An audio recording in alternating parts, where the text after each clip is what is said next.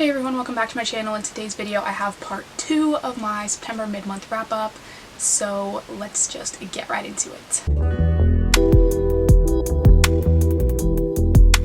I will have part 1 of this video linked down below if you haven't seen it yet. I did end up reading 16 books in the first half of the month, so I just decided to split it into 2 videos because it would be crazy long if I didn't. And I did want to apologize in advance. The lighting is super not great today because it looks like it's gonna rain, and so the sun keeps going like in and out of the clouds, and so it'll be like super bright one second and then dark the next, but there is nothing I can do about that, and I need to film this today, so this is just where we're at the moment. So the next book I read after the last book I mentioned in the previous video was Steadfast by Sarina Bowen. This is number 2 in the True North series, I think it's called. I'm honestly not even sure. It is, I think, all small town romances all set in the same Vermont area. The first one takes place on an apple farm or apple orchard, and this one is about the guy from the first book who, in the first book, he is out of prison and he is working on the farm for the season to just sort of get back on his feet, and he leaves at the end of the apple season and goes back to the small town that he's from, and that's where this book picks up.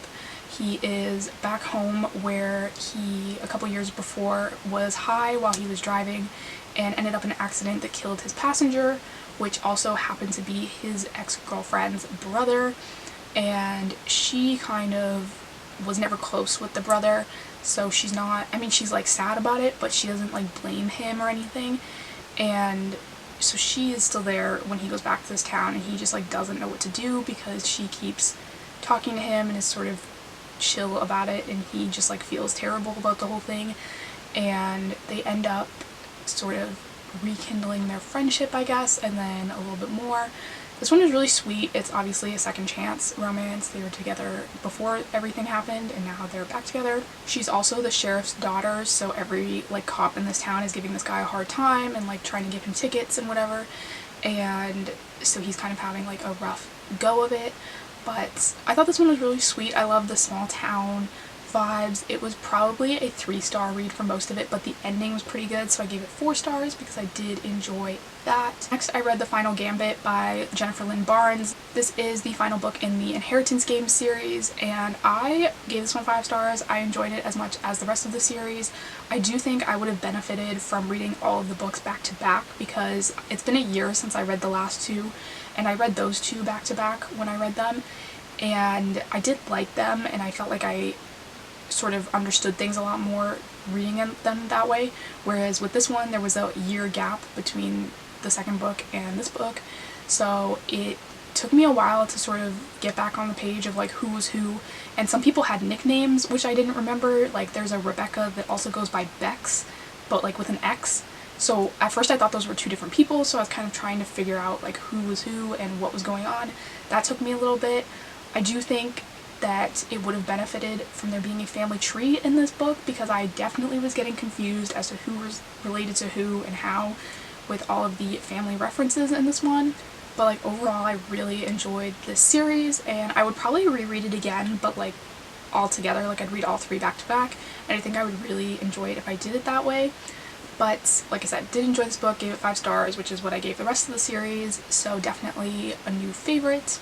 Next, I read Angelica Frankenstein Makes Her Match, and this book was weird. Very weird. This is Sally Thorne's newest release, and honestly I find her books are just like going downhill, to be honest. I think The Haden Game was really her peak, and I think she's struggling to sort of live up to that, and which is sad because like obviously The Haden Game had a ton of like things that people still love, and I just think this book was weird. I know I said that already, but it's just the only way I can think to describe it. This book follows Angelica Frankenstein, obviously, who is Victor Frankenstein's younger sister, and while Victor Frankenstein is trying to construct this like giant man, she is tired of all the guys in the town getting bored of her, like not wanting anything to do with her because she's too independent or whatever, and so she decides she's gonna build a man to be with her. And so she goes to the morgue with Victor and is like literally picking out every body part for this guy that she's building. And I mean every body part when I say that, so like things got weird. And I don't know. he wakes up and he's just kind of like, well, who am I? Where's my family? And whatever. And she's just like obsessed with him. Like, she's like, oh yes, you are perfect for me and whatever. And he just like wants his old life back. And I don't know, it was, like I said, super weird. I read it because I thought it would, you know, be like Halloween vibes, and it definitely had that. Like, I would recommend it for that purpose, but the romance was just something else, honestly. I don't know, I still think about this book and all I can think is that it was just so weird. But if you like weird stuff, you would probably like this. I think I gave it 3.5 stars because, like, it's definitely a unique concept, but I don't know that it was for me. Next was 3 Hard Lessons by Nikki Sloane. This is the second book in the Blindfold Club series, I think it's called. And I don't know why I picked this up. It was just sitting there on Hoopla on my like recommended page, so I was like, what the heck, I'll give it a shot. First book in the series had very little plot. This one I think had even less plot, and the plot that was there was kind of stupid. This one follows a girl who works in the same club as the girl from the first book, obviously, and she basically has all these rules, like she doesn't kiss the guys and like different things, and she's like, I'm never gonna fall in love, I'm just here to make money and whatever. And she ends up, this guy comes in and he offers $30,000 for her, and so she's like, well, of course. And then he's just like, yeah, I just want to talk. She's like, what do you mean talk? Like, that's not what we do here. And he's like, nah, I have been like living over in Tokyo, and it's hard for me to meet people there because they don't particularly like Americans or like different things, and he's just like having issues, and he's like, I just want to like hang out with someone. And she's like, okay, this is weird, but like whatever, if you want to spend $30,000 on this, so be it. And that's sort of how it starts. I don't want to say what happens after that because like it's literally like one of the only 2 plot points in the entire book. But this was okay. I think I gave it 3 stars. Like I said, not a lot of plot, but if you're not looking for a plot, this is a good one.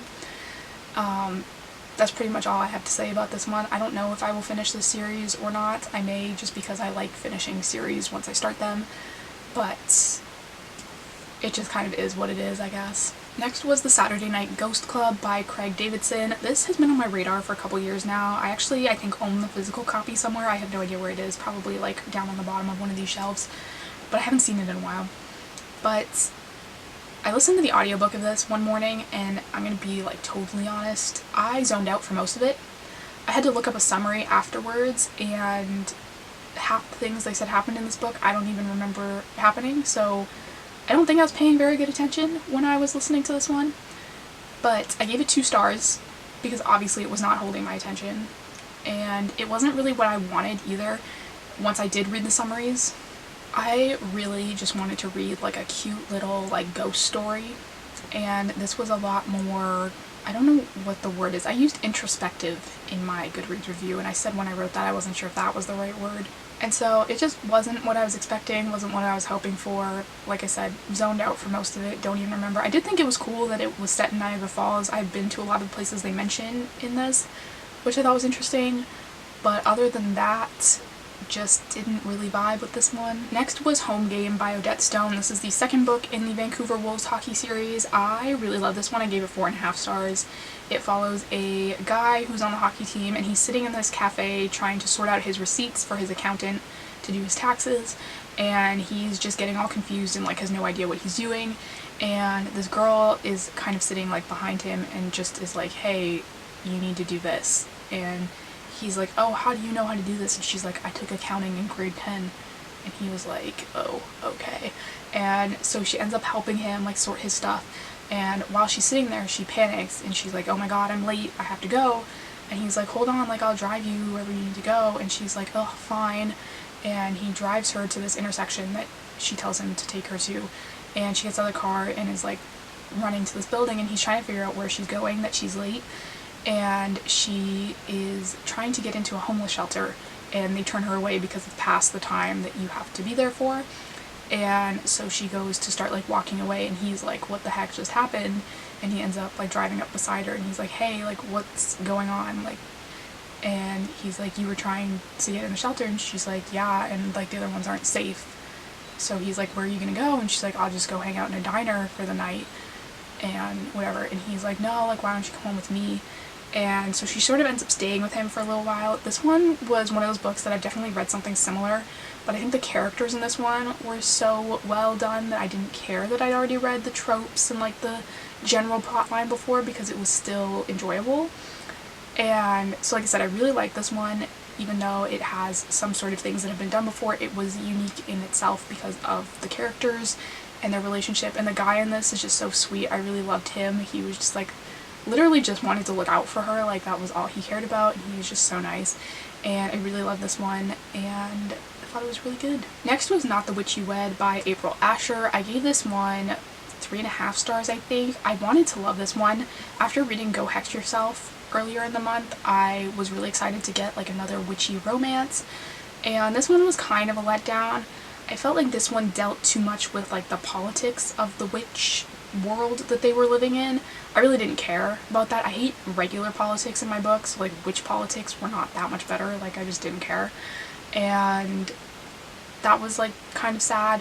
I would have liked to have less sort of we're gonna change the world and just like more romance, I guess. Like I said, I don't know. This one's between a girl who is born in a witch family, I guess, but doesn't have any magic or doesn't believe she has any magic, and this guy who is the alpha wolf shifter, and they were together when they were in high school, I believe, and she was planning on like leaving her whole family to like go run away with him, I guess, and he never shows up, so she ends up like hating him and never talking to him again. And now they are both older and they both need to find mates because of these like really old laws that say if they don't pick a mate that they'll pick one for them, basically. So they decide they're gonna fake date and sort of get everyone off their backs that way.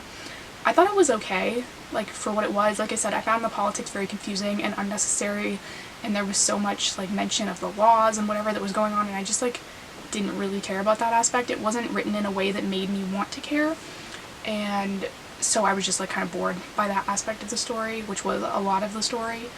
But it was an okay spooky season read. And lastly, it was Pumpkin Everything by Beth Labonte. Obviously you can sense a theme with my books here. I was definitely trying to find like the perfect fall romances, and this one is going to be a Hallmark movie, or maybe it's already a Hallmark movie, I'm not 100% sure, but I could definitely see it as one.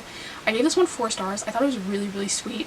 It's about a girl who moves back to, well, I guess she's not a girl, she's like 30, I think, or no, she's 28, and she moves back to her small hometown because her grandfather drives into a Dunkin' Donuts building and breaks his wrist or sprains his wrist or something. And so she moves back to help him around the house and things, and she is concerned she's going to run into her ex because that's why she's been avoiding coming back to this town for years. She's literally not even in the town 5 seconds before she runs into him, and he's actually living in the like basement apartment under her grandfather, so she's obviously going to run into him all the time. And this one is just really cute. It has like obviously all the fall vibes to it. Her grandfather runs this store called Pumpkin Everything that sells pumpkin themed everything, like candles and soap and different things. And she has just broken up with a guy before she comes to this town because he was cheating on her. They were supposed to get married. She calls off the wedding. But she's also an author, so she returns to this town and she's kind of panicking because all these people are suddenly reading her books, and she has put them all as sort of characters in the books and not very nicely. So she's kind of worried about them reading the books, and she's kind of telling everyone not to read her books. And I just thought it was really cute. Definitely like really good if you're looking for a fall romance. It takes place in the fall as well. Like it's not just the pumpkin store. It does take place in the fall, and there's a lot of her like reminiscing on like when her and her grandfather used to make their own scarecrows and like different things. Like it's literally the epitome of fall. I really love this one. It was exactly what I was looking for, and so I did really enjoy this one. And so that is everything I read in the first half of the month. Thank you guys so much for watching. Don't forget to hit the subscribe button down below. I do new book videos every single week, and I'll see you next time.